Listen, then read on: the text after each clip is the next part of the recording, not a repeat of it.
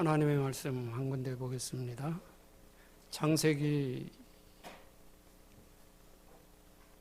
39장 1절부터 6절까지 말씀을 우리 한 목소리로 합독하겠습니다. 창세기 39장 1절부터 6절까지입니다. 같이 읽습니다. 요셉이 이끌려 애굽에 내려가매 바로의 시대장 애굽 사람 보디발이 그를 그리로 데려간 이스마엘 사람의 손에서 싸니라.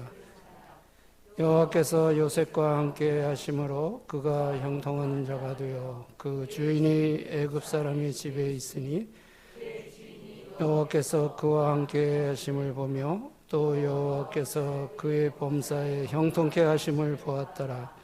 요셉이 그 주인에게 은혜를 입어 섬김에 그가 요셉으로 가정 총무로 삼고 자기 소유를 다 그 손에 위임하니 그가 요셉에게 자기 집과 그 모든 소유물을 주관하게 한 때부터 여호와께서 요셉을 위하여 그 애굽 사람의 집에 복을 내리심으로 여호와의 복이 그의 집과 밭에 있는 모든 소유에 미친지라.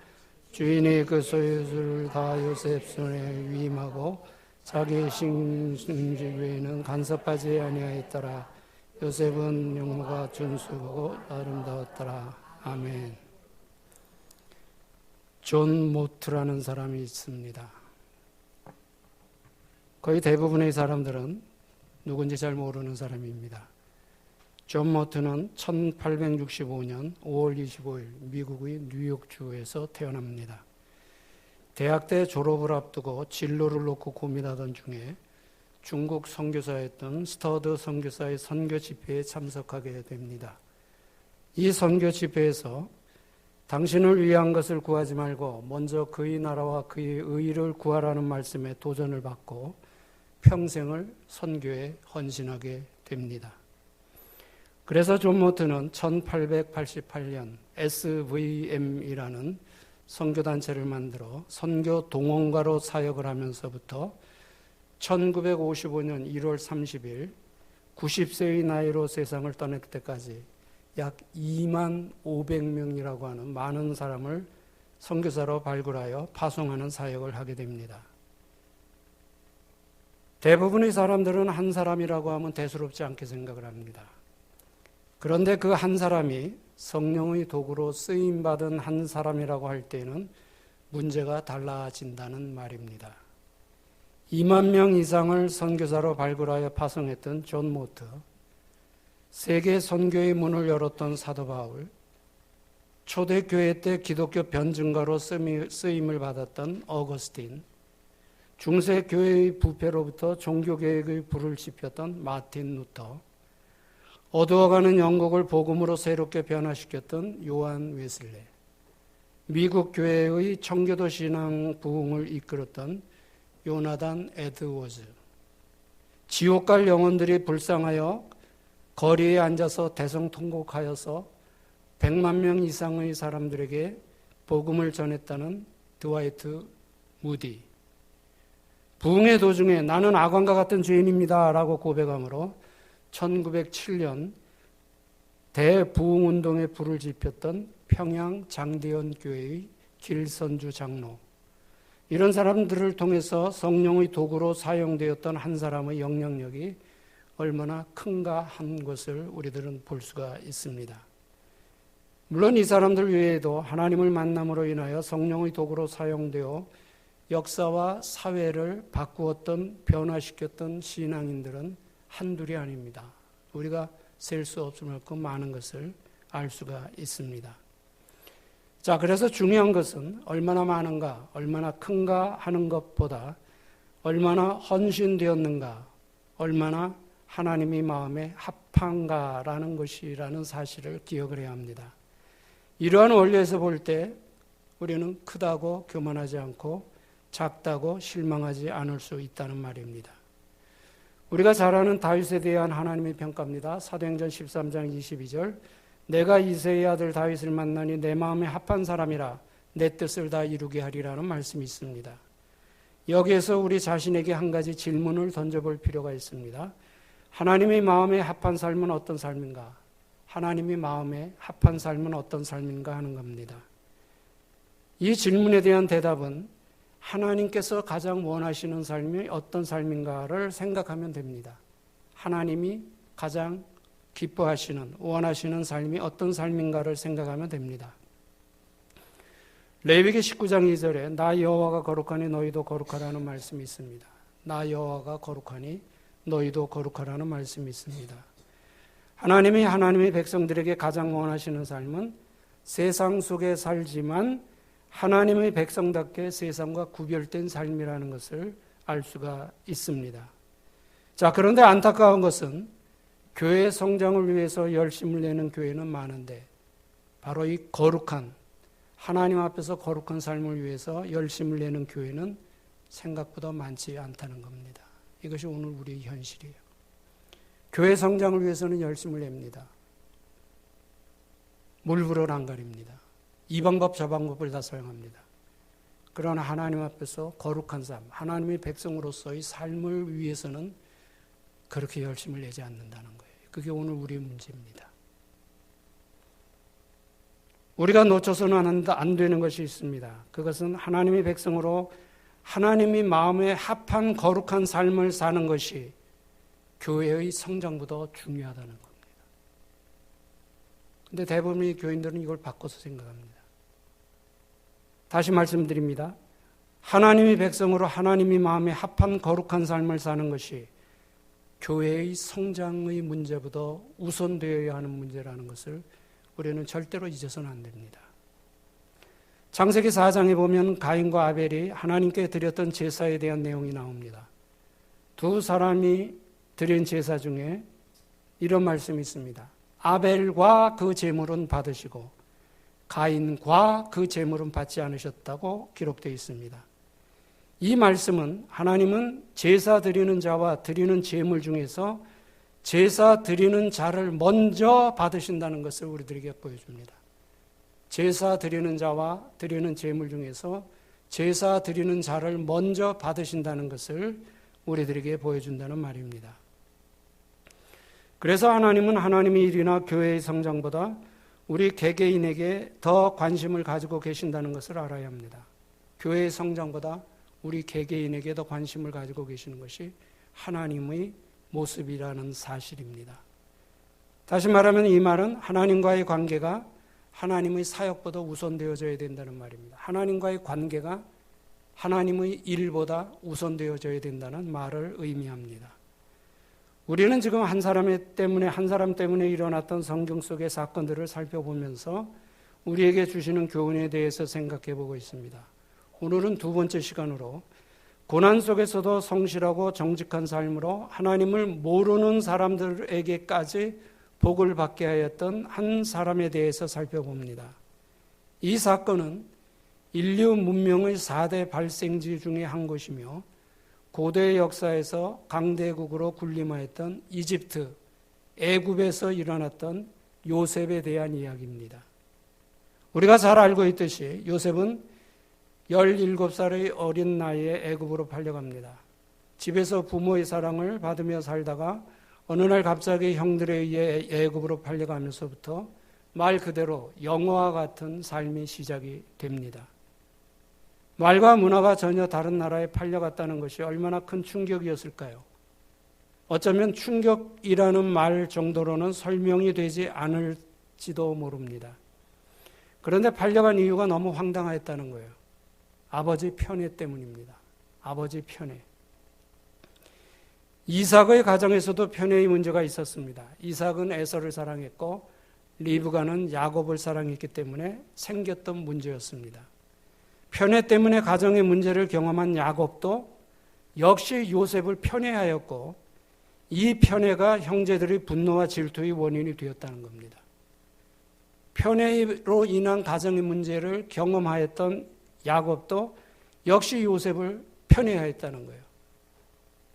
모든 일에는 조화와 균형이 있어야 하는데 한쪽으로 너무 치우쳐서 일어난 문제입니다. 교육학자들은 이렇게 말합니다. 긍정적인 행동만 학습되는 것이 아니라 부정적인 행동도 학습된다고 말합니다. 긍정적인 행동만 학습되는 것이 아니라 부정적인 행동도 학습된다고 말한 겁니다. 그렇다면 야곱의 가정에 있었던 편애의 문제는 이삭의 가정으로부터 학습되었다고 볼 수 있다는 말입니다. 우리는 요셉의 사건을 통해서 편애와 질투가 얼마나 무서운 결과를 가져오는가를 볼 수 있어야 합니다. 편애와 질투는 세 가지 결과를 만들었습니다. 첫째로 형제 사이를 갈라놓았고, 두 번째로 요셉을 애굽에 팔게 하였고, 세 번째로 아버지에게 거짓말을 하게 만들었습니다. 이것이 요셉 형들의 질투와 시기가 만들어 놓은 세 가지 결과입니다. 자, 그러나 성경을 읽어보면 형들의 시기와 질투로 팔려간 상황이었지만 요셉이 하나님을 원망하였다거나 또 형들에게 복수심을 가졌다는 모습은 전혀 찾을 수가 없습니다. 오히려 가는 곳마다 남보다 더 성실하고 정직한 삶으로 자신은 물론 하나님을 모르는 주위 사람들까지 복을 받게 하였다는 겁니다. 요셉의 이런 모습은 어린 나이에 남의 나라에 팔려가 감당하기 어려울 정도의 충격과 고난을 당한 사람의 모습이 아니었다는 것을 우린 볼 수가 있습니다. 성경은 요셉의 이런 모습에 대해 창세기 39장 4절에서 이렇게 말하고 있습니다. 요셉이 그 주인에게 은혜를 입어 섬김에 그가 요셉으로 가장 총무를 삼고 자기 소유를 다 그 손에 위임하니 여호와께서 요셉을 위하여 그 애굽 사람의 집에 복을 내리심으로 여호와의 복이 그의 집과 밭에 있는 모든 소유에 미친지라. 사람을 살아가게 하는 근거를 가르쳐서 우리는 생명이라고 말합니다. 생명 그 자체는 눈으로 볼 수 없습니다. 그러나 생명이 있다는 증거는 우리들이 얼마든지 볼 수가 있습니다. 자, 그러면 살아있다는 것의 증거가 무엇일까요? 살아있다는 것의 증거.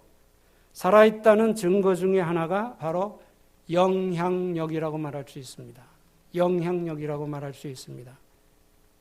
살아있기 때문에 영향을 줄 수도 있고 영향을 받을 수도 있다는 거예요. 살아있기 때문에 영향을 끼칠 수도 있고 영향을 받을 수도 있다는 겁니다. 자, 그런데 영향력에는 선한 영향력이 있고 악한 영향력이 있죠. 우리 부모들이 자녀에게 친구를 잘 사귀어라 이렇게 말하는 것도 바로 이 영향력을 염두에 두고 있기 때문에 하는 말입니다. 우리 그리스도인들은 당연히 존 모트와 같이 선한 영향력을 끼쳐야 합니다. 이렇게 우리가 선한 영향력을 끼치는 삶을 살아갈 때 우리들의 삶을 통해 하나님의 영광이 나타나고 하나님의 나라가 확장된다는 것입니다. 요셉은 팔려온 종의 신분이었지만 하나님을 의지하는 성실하고 정직한 삶으로 주위 사람들에게 선한 영향력을 끼쳤습니다. 그래서 요셉 자신은 물론 하나님을 모르는 주위 사람들까지 하나님으로부터 복을 받게 하였다는 겁니다. 우리가 살아가다 보면 때로는 분통이 터질 만한 환경을 경험을 합니다. 그럴 때 우리는 예수님까지는 못 가더라도 요셉의 삶을 생각해 보자는 것입니다. 요셉은 보통 사람 같으면 억울해서 견디지 못할 환경에서도 보통 사람들과는 전혀 다르게 살았습니다. 요셉의 삶은 바른 신앙인의 모습을 보여준다는 말입니다. 자, 사람들의 삶을 보통 세 종류로 구분할 수 있습니다. 첫째는 숙명론적인 삶입니다. 내 삶은 내가 태어나기 전부터 정해져 있기 때문에 아무리 노력해도 바꿀 수 없다고 믿고 바뀌지도 않는다고 믿고 사는 삶을 말합니다. 사람들은 이런 경우의 삶을 가르쳐서 바꿀 수 없는 팔자다 이렇게 말합니다. 팔자는 바꿀 수 없다고 말합니다. 두 번째, 이성론적인 삶입니다. 내 삶은 태어나기 전부터 정해진 것이 아니며 나의 노력에 따라 얼마든지 바꿀 수 있다고 믿는 삶입니다. 사람들은 이런 경우의 삶을 가르쳐서 극복하고 넘어야 할 산이라고 말합니다. 세 번째는 신앙론적인 삶입니다. 내 삶은 태어나기 전부터 목적이 있다는 것을 깨닫고 그 삶의 목적을 찾아 이루며 살아가야 한다고 믿는 삶입니다. 사람들은 이런 경우의 삶을 사명을 감당하는 현장, 현실이라고 말합니다. 요셉이 어려운 환경 속에서도 성실하고 정직한 삶으로 주위 사람들에게 끼쳤던 선한 영향력은 자기를 향한 하나님의 뜻을 신뢰하는 신앙론적인 삶에서 나왔다고 하는 겁니다. 우리는 요셉의 삶을 통해 신앙의 위대함을 볼 수 있어야 합니다. 여기서 우리는 요셉으로부터 두 가지를 생각해 보겠습니다. 첫째는 요셉의 인내입니다. 요셉의 인내입니다. 성경은 이례적으로 요셉의 나이를 밝히고 있습니다. 창세기 37장 2절에 보면은 요셉이 애굽에 팔려갈 때의 나이가 17살이었고 창세기 41장 46절에 보면 바로의 꿈을 해석해주고 애굽의 총리가 되었을 때가 30세라고 말을 합니다. 이 말은 애굽에 팔려가서 13년 동안 온갖 고난을 경험했다는 말이 됩니다. 13년. 그것도 고난의 13년은 결국 짧은 기간이 아니라는 겁니다. 고난 속의 13년은 짧은 기간이라고 볼 수가 없다는 말입니다. 우리 인간의 삶을 고난의 삶이라고 말하는 이유는 하나님의 말씀에 불순종한 결과로 에덴의 축복 대신 고난이 들어왔기 때문입니다. 우리들의 삶에는 고난이 있기 때문에 우리들의 삶에는 이 고난을 이겨낼 수 있는 인내가 필요하다는 거예요. 고난이 있기 때문에 인내가 필요하다는 것을 말해줍니다. 그래서 고난을 창이라고 한다면 인내는 방패라고 말할 수가 있습니다. 고난이라는 창이 우리를 공격해 오더라도 우리에게 인내라는 방패가 있다면 고난의 창을 얼마든지 막아낼 수가 있다는 말입니다. 여기에 대한 다윗의 고백입니다. 시편 28편 7절에서 다윗은 이렇게 고백합니다. 여호와는 나의 신과 나의 방패이시니 여호와는 나의 신과 나의 방패이시니 내 마음이 그를 의지하여 도움을 얻었도다. 그러므로 내 마음이 크게 기뻐하며 내 노래로 그를 찬송하리로다. 이렇게 고백합니다. 다윗은 자기의 하나님 되시는 자기의 방패 되시는 하나님을 의지하여 도움을 얻었다고 말하면서 고난 속에서도 오히려 기뻐하였다고 고백합니다. 신앙 안에서만 이해할 수 있는 말입니다. 고난에서 기뻐할 수 있다는 것, 고난 속에서도 기뻐한다는 것은 신앙 안에서만 우리들이 이해할 수 있는 말이라고 하는 겁니다. 여기에 대한 바울의 고백입니다. 로마서 8장 37절에서 여러 가지 모양의 고난이 닥쳐오더라도 우리를 사랑하시는 이로 말미암아 우리가 넉넉히 이기느니라. 이렇게 고백합니다. 바울은 우리를 사랑하시는 하나님으로부터 넉넉히 이길 수 있다고 말하고 있습니다. 우리의 창조주 되시는 하나님은 우리의 완전한 방패가 되시고 우리를 사랑하시는 하나님은 우리가 고난을 이길 수 있는 근거가 되신다는 고백입니다. 그러면 성경에서 말하는 인내의 필요성에 대해서 찾아봅니다. 바울의 말을 찾습니다. 로마서 5장 3절에 우리가 환난 중에서 즐거워하나니 이는 환난은 인내를, 인내는 연단을, 연단은 소망을 이루는 줄 알미로다.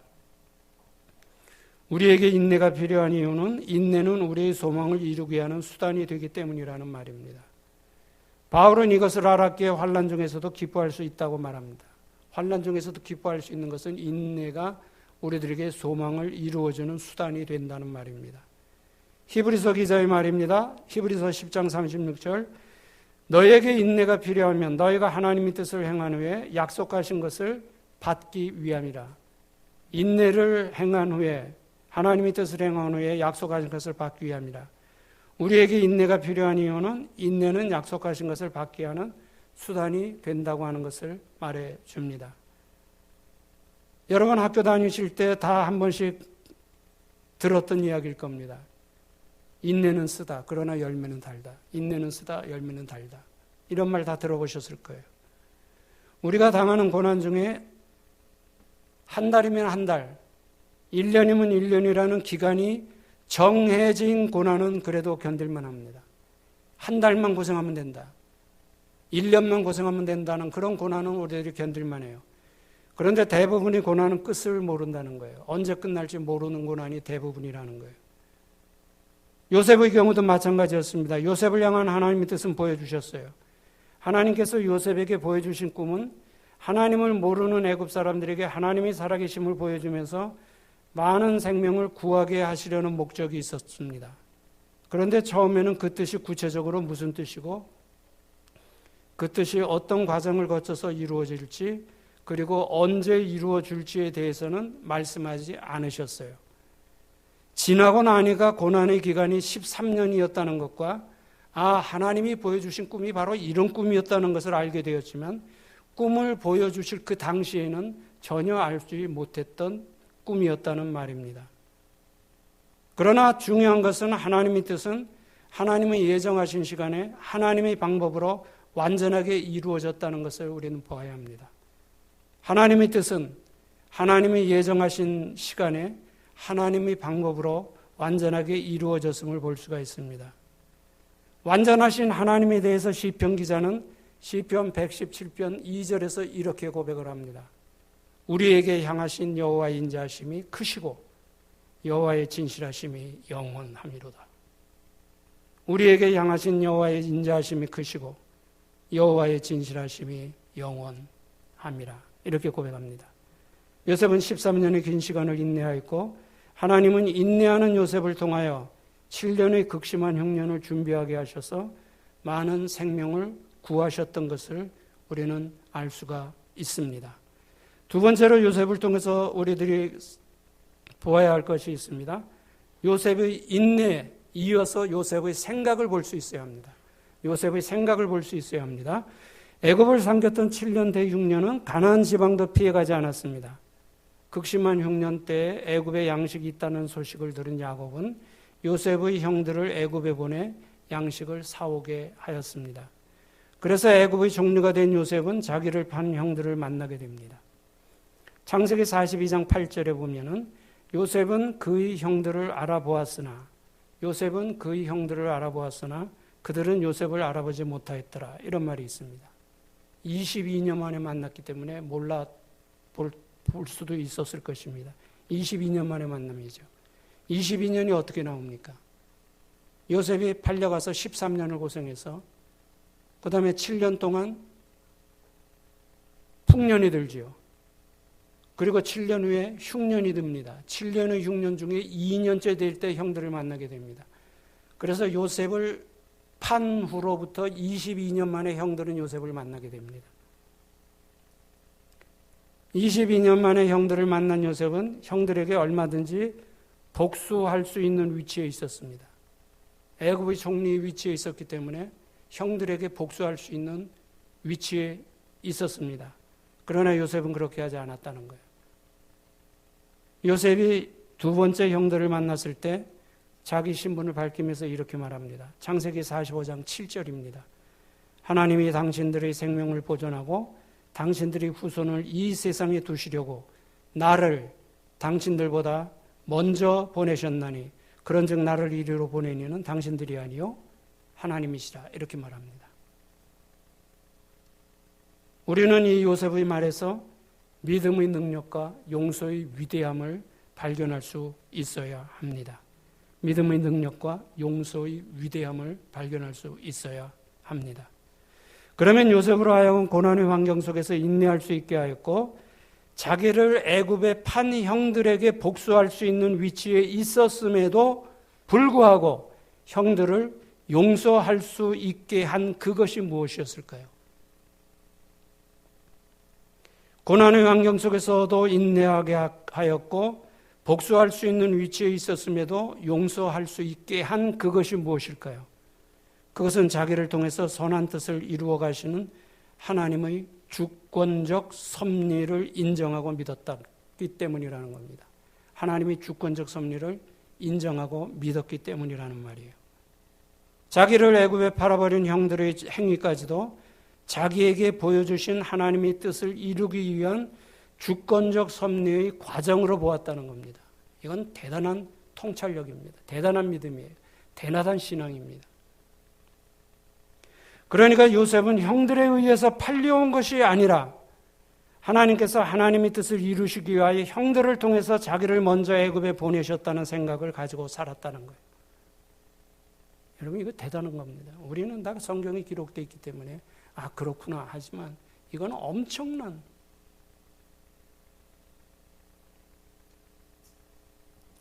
보통 사람들은 전혀 생각할 수 없는 생각입니다. 평소에 어떤 생각을 가지고 사느냐는 것이 중요하죠. 주머니 속에 쏜 것은 아무리 조심을 해도 언젠가는 주머니를 삐집고 나오게 되어 있습니다. 우리들이 생각은 언젠가는 행동을 통해서, 말을 통해서 나타나게 되어 있습니다. 만약 요셉의 형들에 대한 복수심이나 하나님께 대한 원망이 가득 찬 생각을 가지고 살았다면 아마 요셉 스스로 파멸하였을 것이고, 요셉은 하나님의 도구로 사용될 수가 없었을 것입니다. 요셉은 애굽에 팔려온 것이나 애굽에서 누명을 쓰고 감옥에 갇힌 일, 감옥에서 술 맡은 관원장과 떡 맡은 관원장의 꿈을 해석해 주었던 일, 그리고 그 일 때문에 바로의 꿈을 해석해 주게 된 일까지 자기 삶의 모든 일들을 하나님의 주권적 섭리의 과정에서 되어진 일이라고 생각했다는 거예요. 요셉의 이러한 생각이 힘들고 어려웠던 환경을 이겨내게 했다는 겁니다. 이런 생각, 하나님의 주권적 섭리의 과정으로 모든 일이 되어진다는 생각이 고난의 환경을 이겨내게 만들었다는 말입니다. 우리가 어떤 생각을 가지고 살아가느냐 하는 것이 이렇게 중요하다는 거예요. 우리가 어떤 생각을 가지고 살아가느냐 하는 것이 이렇게 중요하다는 것을 보아야 합니다. 여기서 우리가 짚고 넘어가야 할 중요한 것이 있습니다. 요셉의 하나님이 우리의 하나님이라고 믿는다면, 요셉의 하나님이 우리의 하나님이라고 믿는다면 우리 개개인을 향한 하나님의 주권적 섭리가 있다는 사실도 함께 인정하고 믿어야 된다는 거예요. 요셉이 우리의 하나님이라고 믿는다면, 고백한다면 요셉을 통하여 보여주신 뜻대로 우리 개개인을 향한 하나님의 주권적 섭리가 있다는 사실도 함께 인정하고 믿어야 된다는 말입니다. 다시 말하면 하나님의 주권적 섭리에 의해서 우리가 여기까지 올 수 있었다는 사실을 인정해야 된다는 거예요. 내가 살아온 것 같지만, 내가 산 것 같지만 배후에는 하나님의 주권적 섭리가 있다는 사실을 인정해야 된다는 말입니다.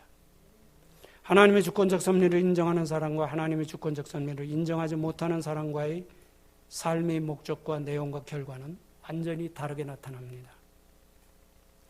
하나님의 주권적 섭리를 인정하는 성도들이 가져야 할 세 가지 믿음이 있습니다. 다시 말하면 하나님의 주권적 섭리를 인정하기 위해서 우리들이 가져야 할 세 가지 믿음이 있습니다. 첫째, 지금 우리 각자에게 주어진 상황은 하나님께서 허락하신 상황이라고 인정하는 믿음입니다. 현재 우리의 처해 있는 상황은 하나님께서 허락하신 상황이라고 인정하는 믿음이에요. 어떤 사람은 좋은 환경 속에서 살아가는데 어떤 사람은 힘들고 어려운 상황 속에서 살아갑니다. 그런데 힘들고 어려운 상황을 하나님이 허락하신 상황이라고 인정해야 한다는 것은 쉬운 문제가 아닙니다. 환경이 좋으면 하나님이 허락하셨다는 것을 얼마든지 말할 수 있어요. 그런데 환경이 어렵고 고난스러울 때 이 환경을 하나님이 주셨다고 인정하는 것은 굉장히 쉽지 않은 문제라는 겁니다. 그러나 우리는 그 상황을 인정해야 합니다. 그럴지라도 인정해야 된다는 거예요. 왜 그렇습니까? 우리가 당하는 상황 속에는 우리가 다 알 수 없는 하나님의 뜻이 들어있기 때문이라는 거예요. 이걸 보아야지 신앙의 위대함이 거기서 출발한다는 겁니다. 환경을 볼 것이 아니라 환경 속에 들어있는 나를 향한 하나님의 뜻을 발견할 수 있어야 된다는 말이에요. 이게 신앙이에요. 우리 신앙이 여기까지 가야 된다는 거예요. 그 다음에 두 번째, 우리에게 주어진 상황이 힘든 고난의 상황일지라도 그 속에는 우리가 감사할 수 있는 조건이 반드시 있다는 믿음이에요. 아무리 힘든 상황이라 할지라도 그 속에는 우리가 감사할 수 있는 조건이 분명히 있습니다. 그래서 그 감사의 조건을 찾아야 합니다. 감사의 조건은 캄캄한 상황을 이길 수 있게 만들어준다는 거예요. 세 번째로, 우리는 우리에게 주어진 각자의 상황 속에서 삶의 목적, 즉 사명을 찾아 이루며 살아가야 한다는 믿음입니다. 세상에 존재하는 모든 것들은 나름대로의 존재 목적이 있습니다. 그런데 하나님의 형상대로 창조된 우리 인간에게 삶의 목적이 왜 없겠습니까? 하나님께서 주신 삶의 목적을 이룬다는 것은 거창한 것이 아닙니다. 큰 것을 이루어야 하나님이 기뻐하신다. 그거 아닙니다.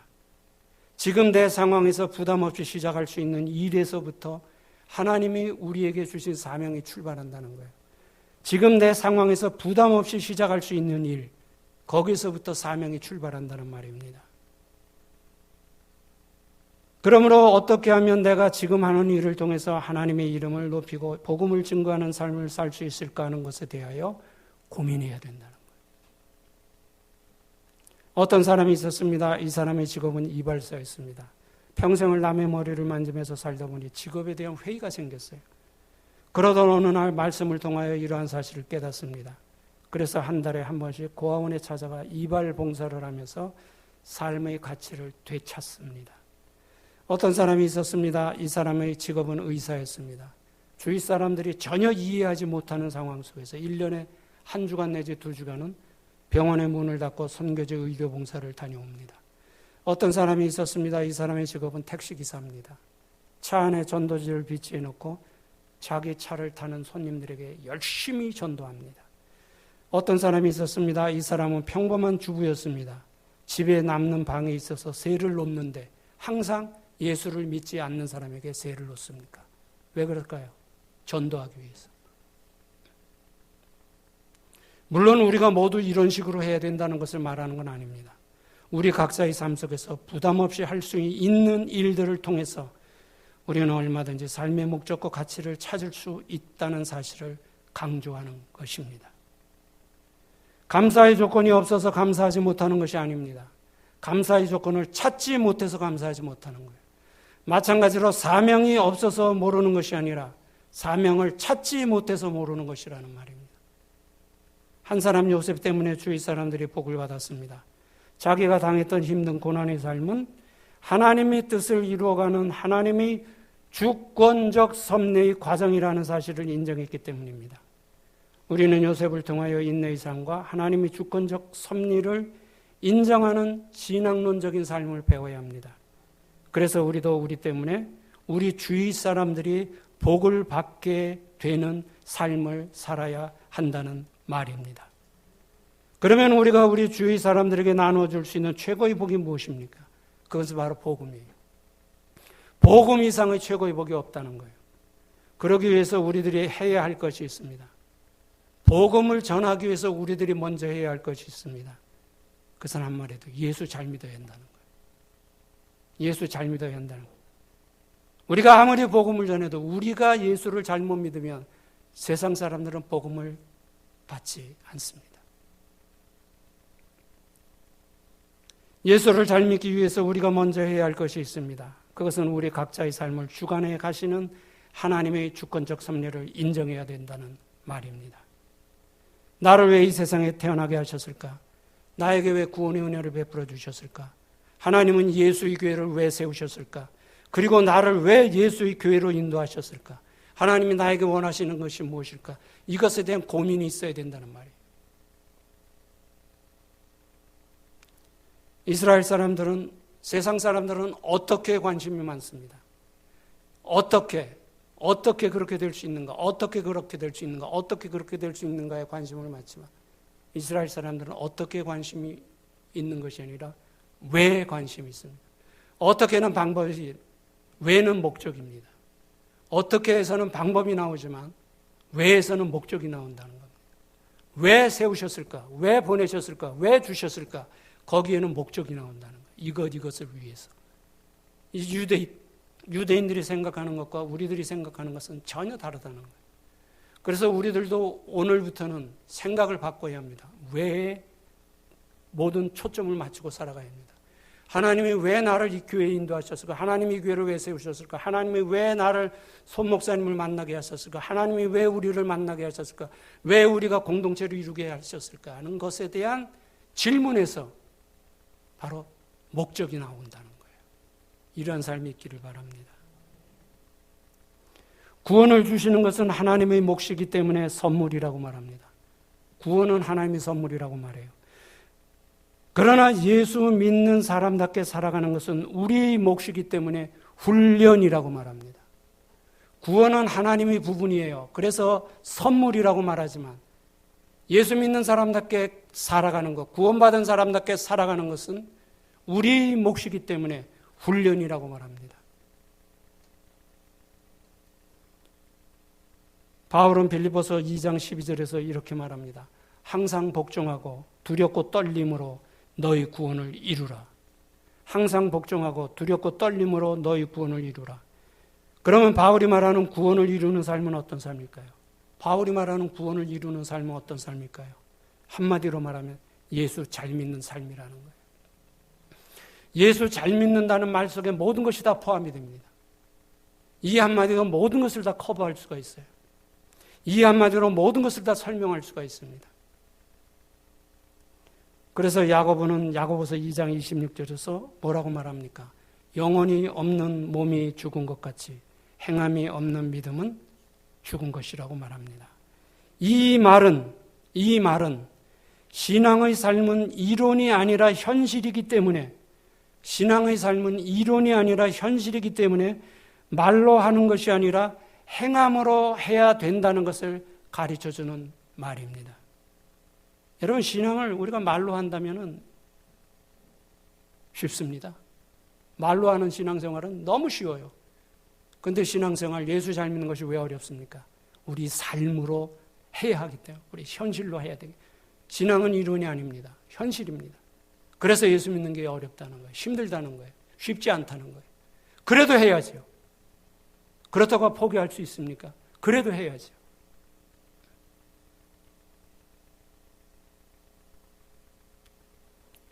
어려워도 힘들어도 우리는 예수를 잘 믿어야 합니다. 하나님이 원하시기 때문입니다. 요셉과 같이 하나님의 주권적 섭리를 인정함으로 예수를 잘 믿어 하나님의 뜻을 이루어가는 우리 모두가 되시기를 주의 이름으로 축원합니다. 기도드리겠습니다.